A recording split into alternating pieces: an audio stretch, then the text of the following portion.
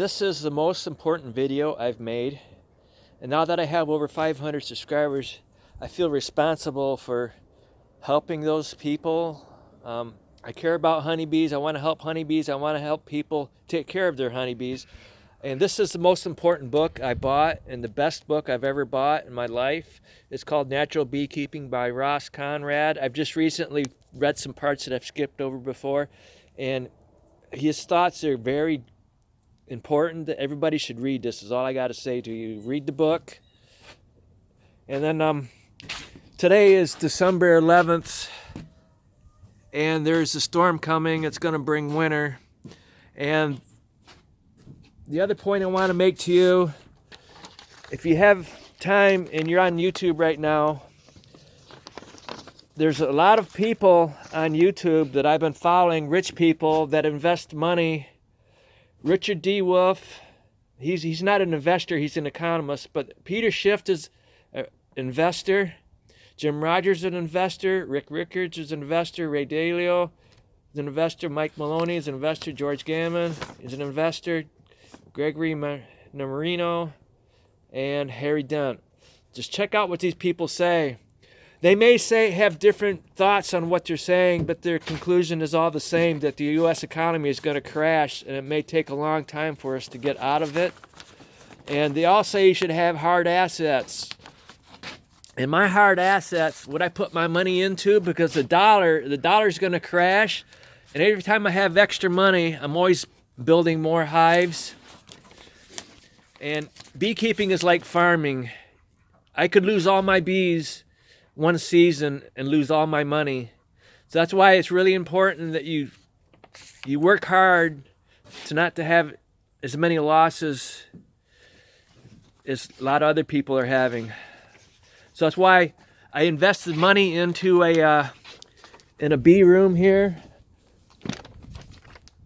Because years ago, before I built this on my deck years ago, I was putting beehives in the windows. And I didn't realize it's a common thing in Europe to have a building where you put beehives in. They leave them in there all summer and all winter long.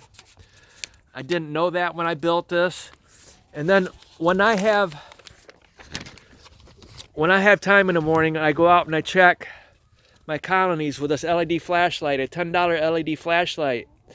And it's very important to make sure your colonies are still thriving and they're not too small for the temperatures. If I find them chilled in the morning, I bring them inside. And I've just recently downsized these because they weren't using the bottom deep. Here it is, like I said, December 11th, and they've finished a lot of the honey in the bottom deep already, so I took it away from them. And that makes it easier for me to bring them inside, because I just want to show you this over here. My bees are dying. I don't know if it's just the natural bees getting old, they're dying. I use acylic acid, and it takes a long time to get the varroa mites out. But you can see the dead bees. And you see they put dead bees in front of the hive. So this is my 8th winter, and I know that I could lose several colonies this winter, but I want to try to postpone that from happening, or keep it from happening, by bringing them inside where it's warmer. Because if they're too small and they're outside when temperatures are in the teens or below zero, they will get chilled and get cold. See, right now most of them are fine. See, that's fine, but this deep right here is almost empty. So come February, when this colony gets small, it's so much easier to move this if it's just a single deep and a medium, rather than versus 2 deeps and a medium. And then I can do it. I can downsize hives inside if I have to. But a lot of times when I have this full of hives in here, there's not a lot of room.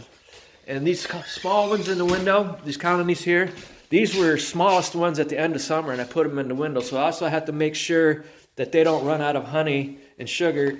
I have sugar up here, domino cane sugar chunks. But if they run out of honey, the sugar's not enough. They have to have both. So I got to make sure they're constantly fed, or else they're going to starve. I let one starve last winter because I was spending time taking my wife to the hospital for a breast cancer chemotherapy treatments. So before I end the video here, they're saying, these people here are saying dollar's going to crash. It's going to eventually, it's going to be no longer the world's reserve currency. You know, the dollar is tied to the oil. China, Russia, and a few other countries are working on trading with their own currency. And U.S. dollars are basically fiat currency. Nixon removed them from the gold standard back in the early 70s. That was like the worst thing anybody's ever done. And if you get time and you haven't done this before, Google national debt clock. I recommend everybody in the United States do that. It continues to go up. I remember when it was 5 trillion. Now it's around 27 trillion. And I told my kids 15 years ago when they were teenagers, I said, this debt right here, it's never going to go down. If they could fix it, they'd fix it. It's going to continue to grow, and it's going to destroy the United States because we're no longer be able to pay the interest on that debt. When that happens, we're going to default on the loans. And I don't know, we owe a lot of money to other countries. I don't know if we're going to go to war over that or not. But anyway, the Federal Reserve, you got to remember, even though it's called federal, it has nothing to do with the U.S. government. It's basically the rich bankers that are controlling the U.S. dollar. So they have control of what goes on in the United States, and they own our politicians. And what they're doing is they keep printing. They create new money. All they got to do is just enter money in a computer.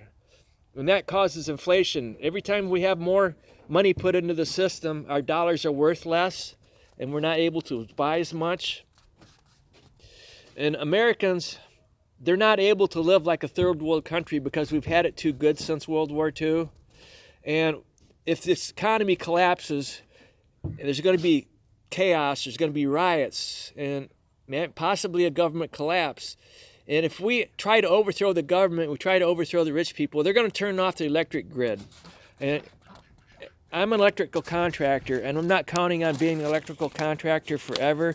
If the grid's shut off, nobody has electricity, they're not going to need electrical work. So what I'm counting on is if the economy collapses and the government collapses and we get to a barter system where if somebody has a bag of flour and you run out and you want that bag of flour and you have honey and they don't have honey, you can trade that honey for that bag of flour. Or you can trade it, they say we're going to be using gold. A lot of these people are investing in gold, and they say we're going to go back to the gold standard. We'll be using gold, actually gold and silver. We're going to be using coins and stuff to trade to pay for stuff. But I want to have honeybees. I want to have honey. These are my hard assets.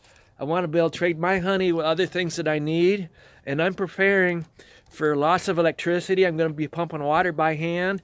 Years ago, when my wife and I moved out here, this was just basically a field. We didn't have electricity for a couple months because it took a while for them to get it out to us because we're so far away. And so we pumped water by hand, and we heated our house trailer. We had a house trailer then with a kerosene heater, but we can use a wood stove if we have to now. Okay, it's just when I want everybody to be aware of what's going on.